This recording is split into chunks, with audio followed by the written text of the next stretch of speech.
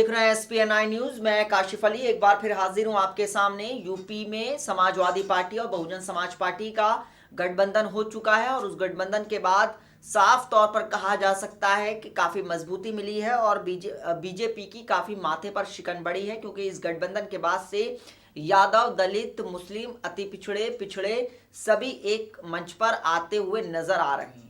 ऐसे में कहा यह जा रहा है कि इस पूरे गठबंधन में सबसे ज़्यादा जो रोल अदा करेंगे वो मुसलमान करेंगे और मुसलमानों की राय भी ज़रूरी है, मुसलमानों की बातें भी ज़रूरी हैं, क्योंकि जाहिर सी बात है कि मुसलमान एक बड़ा तबका है और एक बड़ी आबादी है मुसलमानों की, खास करके उत्तर प्रदेश में। तो जाहिर सी बात है, जिस तरीके से उत्तर प्रदेश की राजनीति के बारे में भी कहा जाता है कि दिल्ली का रास्ता उत्तर प्रदेश से होकर ही जाता है। अब हर पार्टी ये चाहेगी कि वो यूपी में बेहतर से बेहतर प्रदर्शन करे और ज़्यादा से ज़्यादा लोकसभा सीटें जीते, जिससे कि सरकार बनाने में, दिल्ली में जब सरकार बने तो उनकी पार्टी की अहम भूमिका हो। ऐसे में कहा यह जा रहा है कि अखिलेश मायावती के गठबंधन के बाद क्या यूपी के मुसलमान रोकेंगे पीएम मोदी का विजय रथ? सवाल यहाँ पर ये खड़ा हो रहा है कि आखिर मुसलमानों का क्या रोल रहेगा। क्या मुसलमान, इसमें दो सिचुएशन निकल कर आ रही हैं। एक कि मुसलमान क्या सच में बीएसपी और एसपी के गठबंधन के साथ हैं, नंबर एक, या मुसलमान अब नए किसी जो पार्टी आएगी, जो छोटे दल होंगे उसके साथ जाएगा, या फिर तीसरा जो अभी कांग्रेस पार्टी जिस तरीके से बिल्कुल यूपी में बिल्कुल हम कह सकते हैं कि शून्य पर है, क्या मुसलमान कांग्रेस पार्टी के साथ जाएगा? ये वो सवाल हैं जो कहीं ना कहीं हम कह सकते हैं कि इस वक्त मुसलमानों के मन में चल रहे हैं। और सबसे बड़ी बात यह है कि बीजेपी के कई ऐसे मुद्दे हैं जिसको लेकर मुसलमानों में खासी नाराजगी भी है। वो भी मैं आपको इस प्रोग्राम में बताने की कोशिश करूंगा कि वो कौन से मुद्दे हैं जिसको लेकर मुसलमानों में खासा रोष है। लोकसभा चुनाव 2019 से पहले उत्तर प्रदेश में समाजवादी पार्टी और बहुजन समाज पार्टी का गठबंधन हो चुका है। दोनों पार्टियों की नज़र दलित, ओबीसी और ख़ास तौर पर मुस्लिम वोटों पर है। यूपी में 19.5% मुस्लिम वोटर है। इससे पहले इनका वोट सपा और बसपा में बढ़ जाता था, इसका फ़ायदा बीजेपी को मिलता था, यानी 19.5% वोट का बंटवारा हो जाता था, क्योंकि बीएसपी और एसपी अलग अलग चुनाव लड़ते थे। लेकिन अब दोनों एक साथ मिलकर चुनाव लड़ रहे हैं तो इसका सीधा सीधा फ़ायदा दोनों को मिलता हुआ नजर आएगा। और साथ ही साथ बीजेपी को इस बार खासी नुकसान होने की उम्मीद जताई जा रही है। मुख्यमंत्री योगी आदित्यनाथ और उप मुख्यमंत्री केशव प्रसाद मौर्य के गढ़ में समाजवादी पार्टी और बहुजन समाज पार्टी ने उपचुनाव में भारतीय जनता पार्टी का डब्बा गोल कर दिया था। यानी साफ तौर से कह सकते हैं कि गोरखपुर में चुनाव हराने का मतलब है कि कहीं ना कहीं बीजेपी की काफ़ी फजीहत भी हुई थी। तब से ये कयास लग रहे थे कि यूपी में मायावती और अखिलेश यादव मिलकर नरेंद्र मोदी के विजय रथ को थाम लेंगे। औपचारिक रूप से मायावती और अखिलेश भी अब साथ साथ आ चुके हैं, 38 सीटों पर चुनाव लड़ेंगे। लोकसभा चुनाव से पहले जिस तरीके से ये गठबंधन हुआ है, कहीं ना कहीं अलग तरीके का ये गठबंधन माना जा रहा है। उत्तर प्रदेश की राजनीति में अखिलेश और मायावती के आने से दलित ओबीसी गठजोड़ ताकतवर तो बनेगा ही, मुस्लिम वोटर भी निर्णायक भूमिका में नजर आएगा। साथ ही साथ इस गठबंधन में पिछड़े, दलित और मुसलमानों में एकजुटता की संभावना काफ़ी बढ़ गई है, जो कहीं ना कहीं बीजेपी के लिए बड़ी चुनौती साबित होगी। राजनीतिक जानकार मानते हैं कि पहले एसपी बीएसपी के बीच बंटने वाला मुसलमान अब सीधे गठबंधन को मजबूती देगा।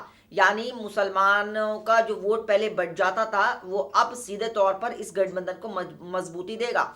हालांकि मुसलमानों का एक तबका ऐसा भी है जो इस चीज़ की मुखालफत कर रहा है और वो कहीं ना कहीं मुसलमानों को भी कटघरे में खड़ा कर रहा है कि मुसलमान हमेशा से बीजेपी को रोकने के लिए ही इस्तेमाल किए जाते हैं, जबकि 20% होने के बावजूद भी मुसलमानों का कोई अपना बड़ा रोल अदा नहीं है राजनीति में। और लगातार सोशल मीडिया पर लोग अपने अपनी विचार रख रहे हैं और साथ ही साथ कह रहे हैं कि मुसलमानों का कोई भी फायदा नहीं होने वाला, ना इस गठबंधन से, ना कांग्रेस से, ना बीजेपी से, जब तक से मुसलमानों का अपनी खुद की जो क़यादत नहीं होगी।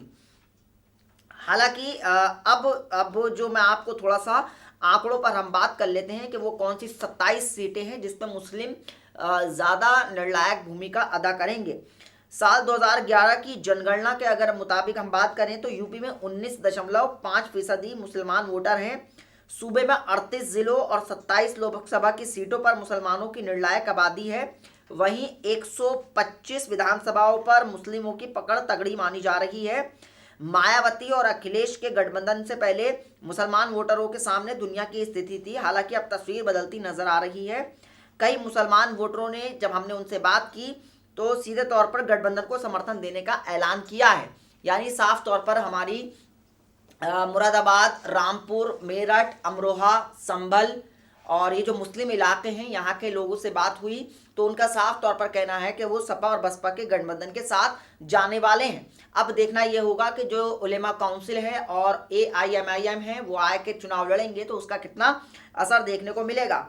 अब जाहिर सी बात है कि सपा बसपा वर्सेस भाजपा हो चुका है, क्योंकि पहले मुकाबला 3 में हुआ करता था, सपा बसपा और वर्सेस भाजपा, लेकिन अब SP BSP एक हो चुके हैं और भाजपा सामने है। तो अब मुकाबला कांटे का होने वाला है। साल 2014 में लोकसभा चुनाव और 2017 के विधानसभा चुनावों में बीजेपी ने मुस्लिम वोटों में सेंधमारी की थी और लोकसभा चुनाव में करीब 10% और विधानसभा चुनाव में करीब 17% मुसलमानों ने बीजेपी को वोट दिया था। लोकसभा चुनाव में बीजेपी को 42.63%, समाजवादी पार्टी को 22.35% और बहुजन समाज पार्टी को 19.77% वोट मिले थे। वहीं अगर सपा और बसपा का वोट प्रतिशत जोड़ दिया जाए तो आंकड़ा 42.12% तक पहुंच जाता है। वहीं विधानसभा चुनाव में बीजेपी को 40%, जिसमें से 312 सीटें मिली थी, और सपा को 22% यानी 47 सीटें विधानसभा चुनावों में मिली थी और बसपा को 22% और 17 सीटों से संतोष करना पड़ा था, वोट मिले थे, जबकि सपा बसपा को 44% वोट मिले थे। अब जाहिर सी बात है कि मुसलमानों का इस वक्त अहम रोल होगा इस चुनाव में, और वो पूरी तौर पर कह रहे हैं, जो मुसलमानों से हमारी बातें हुई हैं उनसे ये कहना है कि वो गठबंधन के साथ जाने वाले हैं। लोकसभा उपचुनाव में गठबंधन काफ़ी आगे रहा था। जो फूलपुर और गोरखपुर में चुनाव हुए थे उपचुनाव, उसमें काफ़ी आगे रहा था गठबंधन। इन दोनों को चुनावों के बाद सपा बसपा जब साथ आए थे, नतीजा हुआ था कि बीजेपी को अपने गढ़ में करारी हार झेलनी पड़ी थी। फूलपुर उपचुनाव में सपा बसपा को 47% और बीजेपी को 39%, कैराना में सपा बसपा को 51% और बीजेपी को 46%, गोरखपुर में सपा बसपा को 49% और बीजेपी को 47% वोट मिले थे। ये पूरी उपचुनावों की गणित मैंने आपको बताई है। मुसलमानों ने क्या कहा है वो भी मैं आपको बता रहा हूँ। उत्तर प्रदेश के रहने वाले लोगों का कहना है, ज़्यादातर जो पश्चिमी उत्तर प्रदेश के इलाकों से ताल्लुक़ रखते हैं, उनका कहना है कि गठबंधन को वोट देंगे, बीजेपी को हराएंगे, और साथ ही साथ उनका कहना है कि गठबंधन सही समय पर आया है, हम इनको वोट देंगे, कांग्रेस को नहीं, और ज़्यादातर कांग्रेस को बगैर बीजेपी नहीं हरा पाएंगे। यानी साफ तौर पर थोड़ा सा कांग्रेस के तरफ भी रुख थोड़ा सा नरम नज़र आ रहा है। वहीं साथ ही साथ मुसलमान वोटों के बंटवारे की तुलना भी कम हो रही है।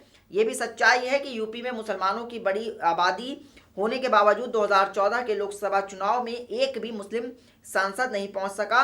राजनीतिक जानकार मानते हैं कि 2014 में SP BSP और कांग्रेस के बीच मुसलमान वोटों के बंटवारे की वजह से राजनीतिक नुकसान हुआ है, लेकिन अब इस बार यूपी के 2 ताकतवर दल SP BSP एक खेमे में है। ऐसे में मुसलमानों का वोट पहले की तुलना में कम बटेगा। मुमकिन ये भी है कि मुमकिन ये भी माना जा रहा है कि कम वोट बटेगा और SP BSP मजबूत होकर उत्तर प्रदेश में बेहतर परफॉर्मेंस दिखाएंगे। 2014 में उत्तर प्रदेश से एक भी मुस्लिम सांसद ना होने के कई सवाल खड़े हुए कि आखिर मुसलमानों की रहनुमाई कौन उठाएगा। संसद में हमने सिर्फ AIMIM असदुद्दीन ओवैसी को मुसलमानों के मुद्दे पर बोलते देखा है। हालांकि पार्टी लाइन की वजह से, पार्टी के बैनर की वजह से लोग कभी खुलकर बात नहीं कर पाते हैं। मुसलमानों के जो बुनियादी मुद्दे हैं वो हमेशा जस के तस रहते हैं।